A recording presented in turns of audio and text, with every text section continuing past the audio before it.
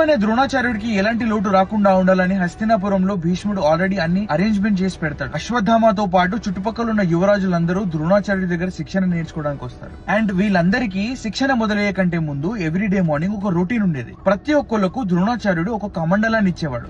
ఆ కమండలాన్ని వీళ్ళు వెళ్లి దగ్గరలో ఉన్న నదిలో నుంచి నీళ్లు నింపుకొని ద్రోణాచార్యుడి దగ్గరికి రావాలి. ఇక్కడ ద్రోణాచార్యుడు అశ్వత్థామకు కొంచెం పార్షియల్ గా ఉండేవాడు. అశ్వత్థామకి ఇచ్చిన కమండలం కొంచెం పెద్దగా ఉండేది, తొందరగా నీళ్లు నిండిపోవాలని. సో అశ్వత్థామ ప్రతిరోజు ద్రోణాచార్యుడి దగ్గరికి అందరికంటే ముందు వెళ్లిపోయేవాడు. ద్రోణాచార్యుడు కూడా వేరే వాళ్ళ కోసం వెయిట్ చేయకుండా తన లెసన్స్ ని స్టార్ట్ చేసేసేవాడు. ఈ ప్యాటర్న్ ని అబ్జర్వ్ చేసిన అర్జునుడు ఒక రోజు అనుకుంటాడు, నేను అశ్వత్థామ కంటే ముందు గురూజీ దగ్గరికి వెళ్ళాలని. తన వరుణాస్త్రాన్ని ప్రయోగించి అశ్వత్థామ కంటే ముందు తన కమండలాన్ని నింపేసి ద్రోణాచార్యుడి దగ్గరికి వెళ్తాడు. అది చూసిన ద్రోణాచార్యుడు అర్జునుడితో ఇంప్రెస్ అయిపోతాడు. ఇంప్రెస్ అయినా కూడా ద్రోణాచార్యుడు ఇంకా తన ప్రతి ఒక్క విద్యని నేర్పి ఇవ్వడానికి రెడీగా లేడు. తను తన బెస్ట్ స్టూడెంట్ కోసం సేవ్ చేసుకుంటూ ఉంటాడు. ఒక రోజు శిక్షణ అయిపోయిన దాని తర్వాత రాత్రి అందరూ కూర్చొని తింటున్నప్పుడు ఒక ఈదురుగాలి కొట్టి అక్కడున్న క్యాండిల్స్ అన్ని ఆరిపోతాయి. అందరూ తినడం ఆపేస్తారు, ఏమీ కనిపించట్లేదని. అర్జునుడు మాత్రం తింటూనే ఉంటాడు. అప్పుడు తను అనుకుంటాడు, అంత చీకటిలో కూడా నా చెయ్యి ఒక్కసారి కూడా వణకలేదు, ఇంత చీకటి అయినా కానీ కూడా నేను తింటూనే ఉన్నాను. నాకు తెలిసింది ప్రాక్టీస్ వల్ల అనుకుంటా. నేను చేసే ప్రాక్టీస్ విల్లుతో కూడా ఇలాగే ఉండాలి, కూడా ఇంతే పర్ఫెక్ట్ గా ఉండాలని అర్జునుడు అప్పుడు అనుకుంటాడు. ఒక రోజు వీళ్ళ శిక్షణ అయిపోయిన తర్వాత పడుకుందాం అనుకుంటున్న ద్రోణాచార్యుడికి బయట నుంచి ఏదో శబ్దం వినిపిస్తుంది.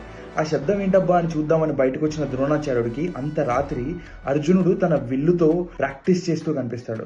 చుట్టూ చీకటే, కానీ అర్జునుడు కొట్టే బాణం తన టార్గెట్ ని మిస్ అవ్వట్లేదు. ఇది చూసిన ద్రోణాచార్యుడు అర్జునుడి తన దగ్గరికి తీసుకుని, ఇంత డెడికేషన్ నేను ఎవరి దగ్గర చూడలేదు, ఇప్పటి నుంచి నాకు తెలిసిన ప్రతి ఒక్క విద్య నీకు నేర్పిస్తానని అర్జునుడికి చెప్తాడు. కొన్ని సంవత్సరాలు గడిచిపోతాయి. విల్లు విద్యలో అర్జునుడిని కొట్టే మగాడు ఈ భూ ప్రపంచంలో ఎవరూ లేరు, అండ్ అర్జునుడు ఎప్పటికీ నా ఫేవరెట్ స్టూడెంట్ అని ద్రోణాచార్యుడు ప్రతి ఒక్కరికి చెప్తాడు. ద్రోణాచార్యుడు గురుకులానికి లోవర్ కాస్ట్ వాళ్ళు అలా లేరు. గురుకులం దగ్గరలో ఉన్న అడవుల్లోనే ఒక అబ్బాయి పెరుగుతున్నాడు. తన పేరు ఏకలవ్య, సన్ ఆఫ్ నిషద్ రాజ్, వేటగాళ్ల క్లాన్ యొక్క లీడర్ వాళ్ళ కొడుకు. ఒక రోజు ఏకలవ్యుడు ద్రోణాచార్యుడి దగ్గరకు వచ్చి, నేను మీ దగ్గర విద్య నేర్చుకుందాం అనుకుంటున్నాను అని చెప్తాడు. క్షత్రియుల మధ్యలో నువ్వేంటి, అయినా నేను లోవర్ కాస్ట్ వాళ్ళకు నేర్పించాను అని చెప్పేసి ఏకలవ్యుడు అక్కడి నుంచి పంపించేస్తాడు. అయినా కూడా ఏకలవ్యుడు డిమోటివేట్ అవ్వకుండా అడవుల్లోకి వెళ్లి ద్రోణాచార్యుడు ఎంతుంటాడో అంత పెద్ద విగ్రహాన్ని స్థాపించి తన ముందే ప్రాక్టీస్ చేయడం మొదలెడతాడు. పాండవులు ఒక రోజు రాత్రి వేటకి వెళ్ళినప్పుడు వాళ్ళ కుక్కను కూడా వాళ్ళతో పాటు తీసుకెళ్తారు. ఆ కుక్క సడన్ గా ఆ చెట్ల మధ్యలో ఏదో కనిపిస్తుంది అన్నట్టు ఉరడం మొదలెడుతుంది. ఆ శబ్దంతో డిస్టర్బ్ అయిన ఏకలవ్యుడు ఆ సౌండ్ దిక్కు తన బాణాన్ని వేసి కొడతాడు. ఇది వెళ్లి